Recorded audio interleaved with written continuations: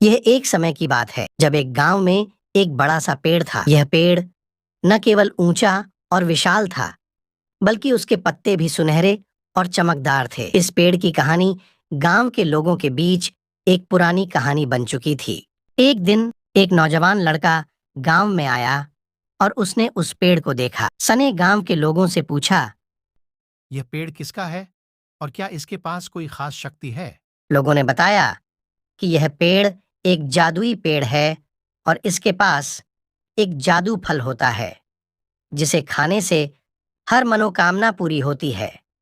लड़का यह सुनकर तुरंत पेड़ के पास चला गया और उसने उस पेड़ के पास जाकर उस फल को मांगा। पेड़ ने उसे एक जादुई फल दिया और कहा, ये फल सिर्फ तुम्हारी अच्छाई के लिए है। इसका दुरुपयोग मत करना। लड़के ने उस फल को ध्यान से रखा और अपने घर की ओर रवाना हुआ। अगले दिन लड़के ने फल को हाथ में लिया और मन में सोचा, मुझे अपने लिए एक बड़ा मकान चाहिए, और वो जादुई फल को खा गया। उसके बाद अचानक से उसके घर के सामने एक बड़ा सा मकान बन गया। लड़का हैरान हो गया और खुशी से झूम उठा। लड़के की जिंदगी और भी अधिक मजेदार होने लगी। वो हर बार जादुई फल का उपयोग करके कुछ ना कुछ मांगता और इस तरह उसकी लालच और अहंकार भी बढ़ता चला गया।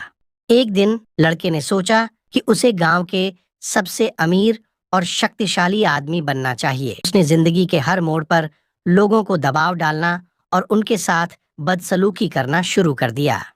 एक दिन उस लड़के को एक दिव्य आवाज सुनाई दी। वह दिव्य आवाज उसे पेड़ की ओर बुला रही थी। लड़का जब पेड़ के पास गया तो पेड़ ने उसे चेतावनी दी कि वह जादुई फल का दुरुपयोग न करे। पेड़ की बात सुनकर लड़के को अपनी गलतियों का एहसास हुआ। वह अब एक नया मार्ग चुनने के लिए तैयार था। उसने अपने जादुई फल का इस्तेमाल बंद कर दिया और गांव के लोगों की सेवा करने का फैसला लिया। लड़के ने गांव में शिक्षा केंद्र खोला और गरीबों की मदद के लिए योजनाएं भी बनाई। लड़के के इस काम से गांव वाले बहुत खुश थे और उसे सम्मान भी देने लगे।